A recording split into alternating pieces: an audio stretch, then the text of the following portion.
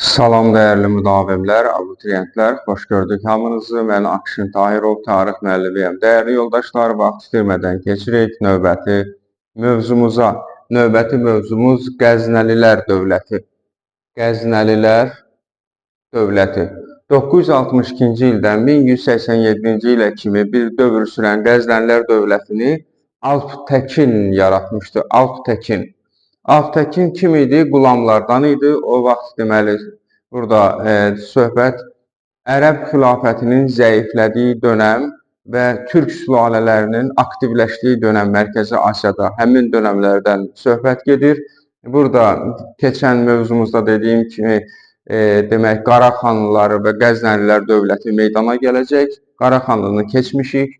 Qəznəlilər dövlətində qulamlardan olan Alptəkin yaradır. İndiki Əfqanistanın cənubunda yaranır. İndiki Əfqanistanın cənubunda. Alptəkin Qəznə şəhərinə gəlir və paytaxtı Qəznə şəhəri olan Qəznəlilər dövlətini yaradır. Qəznəlilər dövlətindən danışarkən Sultan Mahmud Qəznəlidən söhbət etmək lazımdır. Belə ki, Qəznəlilər dövlətinin ən qüdrətli hökmdarı Sultan Mahmud Qəznəlidir. 998-ci ildən 1030-cu ilə kimi, yəni 32 il müddətində hakimiyyətdə olub. İlk türk sultanıdır. Sultan titulunu qəbul edən ilk türk sultanıdır və Abbasi xəlifəsindən bu titulu qəbul etmişdir. Deməli, Qaraxanlı ilə ittifaqa girmiş Sultan Mahmud Qəznəli 999-cu ildə Samanilər dövlətini süquta uğratdılar. Qaraxanlı ilə Qəznəli bir yerdə Samanilər dövlətini süquta uğratdılar və Samanilər dövlətinin əraziləri bu iki dövlət arasında bölüşdürüldü. Bu bölüşdürülmə nəticəsində demək Qəznəlilər dövlətinə qalan ərazilər Xorasan, Əfqanistan, Xarəzm və Sistan. Bu 4 ərazi Samanilərin parçalanmasından sonra deməli ələ keçirildi Qəznəlilər tərəfindən. Sultan Mahmud Qəznəlinin xarici siyasətinin əsasını, diqqətli olun, testə baxın, düşə bilər. Xarici siyasətinin əsasını Hindistanın işğalı təşkil edirdi. Belə ki, o şimali-qərbi Hindistanı tutdu.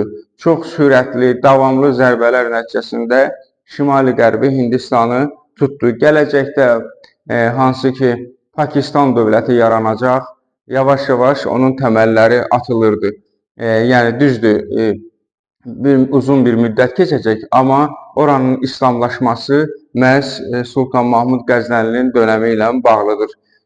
Deməli, hakimiyyətini elə ki, Hindistanın şimal-qərbini tutur, Sultan Mahmud Qəznəli öz hakimiyyətini daha da geniş ərazilərə yayır. Belə ki, Rey, Həmədan və İsfahan da daxil olmaqla Qərbi İrana qədər deməli, Qəznəlilərin təsiri, hakimiyyəti yayılır.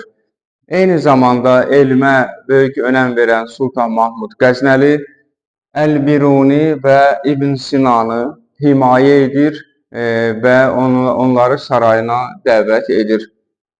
Dəyərli yoldaşlar, Sultan Mahmud Qəznəlinin vəfatından sonra Qəznəlilər dövlətində vəziyyət o qədər də yaxşı olmadı. Daxili çəkişmələr, deməli, hakimiyyət mübarizəsi getdikcə zəiflədirdi bu daxili ziddiyyətlər Qəznəlilər dövlətini. Hakimiyyətə Sultan Məsud gələcək. Sultan Məsud Sultan Mahmudun oğludur və 1030-cu ildən 1041-ci ilə qədər hakimiyyətdə olub.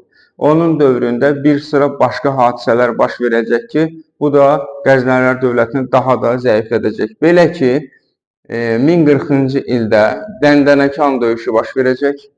Kimlər arasında? Səlcuqlarla, yəni konkret deyək, Toğrul bəylə, daha doğrusu o dövlət qurmuşdu. Çağrı və Toğrul bəy bir yerdə, deməli, Dəndənəkan döyüşündə Sultan Məsudu məğlub edəcək. Baxmayaraq ki, Sultan Məsudun böyük ordusu var idi, ordusunda fillər var idi. Yəni, bunun heç bir əhəmiyyəti olmadı. Daha çevik, daha sürətli hərəkət edən Səlcuqlu qoşunları Dəndənəkan döyüşündə Sultan Məsudu məğlub edir və Səlcuqlar Xorasanı tam olaraq ələ keçirirlər. Dəndənəkan döyüşü, dəyərli yoldaşlar, Səlcuqların Mərkəzi Asiyada mövqeyini möhkəmləndirdi. Diqqət edin, Dəndənəkan döyüşü Səlcuqların Mərkəzi Asiyada mövqeyini gücləndirdi, möhkəmləndirdi. Malazgirt döyüşü Səlcuqların Anadoluda mövqeyini möhkəmləndirdi. Baxın, unutmayın bunları. Deməli, 12-ci əsrin ikinci yarısında Gürlü tayfaları ki var, bunlar siyasi birlikləri var idi. Gürlü tayfaları ilə Qəznəlilər dövləti arasında münasibətlər kəskinləşdi. Gürlü tayfaları bu mübarizədə üstünlük qazandılar. Bunu görən Qəznəli dövləti öz paytaxtını Qəznə şəhərindən Lahora köçürtdü. Yəni, şimali-qərbi Hindistanda yerləşir, Lahora köçürtdü. Lakin bunun da bir əhəmiyyəti olmadı. Gürlülər 1187-ci ildə Qəznəli dövlətini süquta uğratdılar. Dəyərli yoldaşlar, Qəznəli dövləti haqqında məlumatlar kitabımızda bu qədər. Keçirik digər mövzumuza. İzləmədə qalın.